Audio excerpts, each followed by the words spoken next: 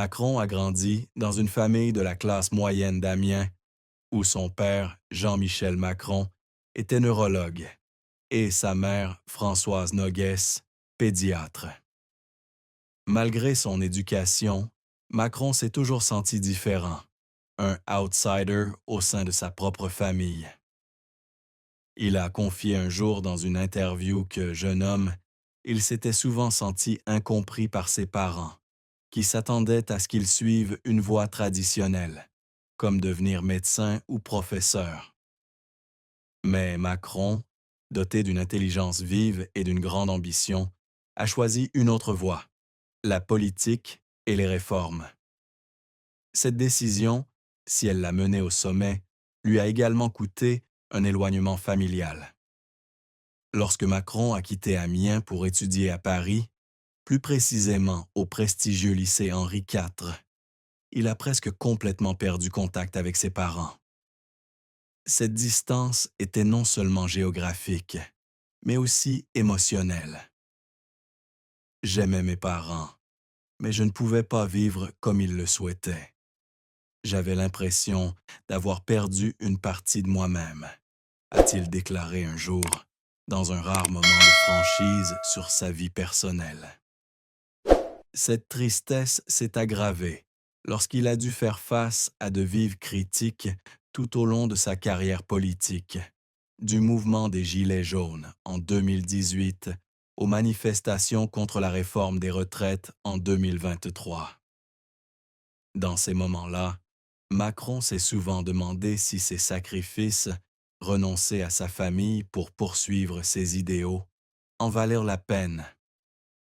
La tristesse allait au-delà de la séparation d'avec sa famille. Macron a également éprouvé un profond sentiment de solitude au sommet du pouvoir. Plus jeune président de l'histoire de France en 2017, il était à la fois admiré et critiqué. Mais peu de gens savent que, tard le soir à l'Élysée, il s'asseyait souvent seul dans son bureau, relisant de vieilles lettres de sa mère ou repensant à ses années à Amiens, où il avait été un enfant rêveur et scrutant des livres de philosophie. Parfois, le pouvoir est la chose la plus solitaire au monde. On a tout, mais personne avec qui le partager, écrivait-il un jour dans une note personnelle, révélée plus tard par un proche. Cette tristesse, bien que discrète, est indissociable d'Emmanuel Macron, un homme qui a toujours lutté pour préserver ses idéaux dans un monde en proie à des conflits. Emmanuel Macron a épousé Brigitte Macron, née Trogneux, en 2007, alors qu'il avait 29 ans, et elle 54 ans.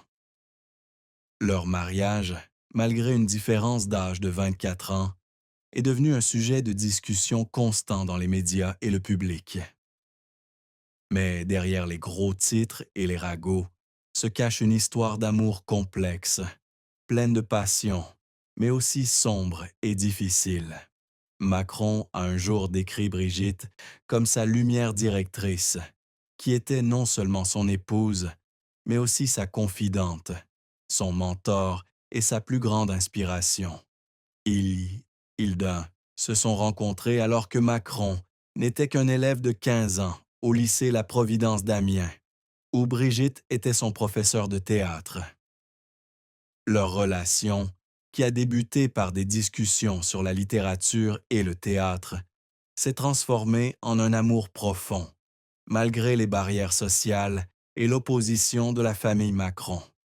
Brigitte est la seule personne qui me comprend, même quand je ne me comprends pas moi-même, a déclaré Macron lors d'une rare interview privée en 2016 avant son accession à la présidence. Cependant, leur mariage n'a pas toujours été facile. Macron admet que la différence d'âge et la pression de l'opinion publique ont engendré des moments difficiles. Il y a eu des jours où nous avons dû faire face à des critiques acerbes, des regards méfiants et d'interminables questions sur notre amour. Cela m'a blessé, moi aussi, mais aussi Brigitte, a-t-il confié lors d'une conversation privée avec un ami. Un aspect que Macron évoquait rarement était son incertitude quant à sa capacité à rendre Brigitte heureuse, surtout lorsqu'elle a tant sacrifié sa carrière, la stabilité de sa famille, pour être avec lui. Je me suis toujours demandé si j'étais digne de ces sacrifices, a-t-il écrit dans une lettre à Brigitte au début de leur mariage, lettre qu'elle a ensuite révélée dans un livre. La pression du travail de Macron, surtout lorsqu'il est devenu président, a également entraîné de nouveaux défis. Les longues journées à l'Élysée, les voyages internationaux et une succession de crises, des gilets jaunes à la pandémie de COVID-19, ont rendu les moments passés ensemble rares. Brigitte a un jour confié qu'il y avait des soirs où elle était assise seule dans son appartement de l'Élysée, à lire ou à écrire des lettres, attendant le retour de Macron après des réunions tardives.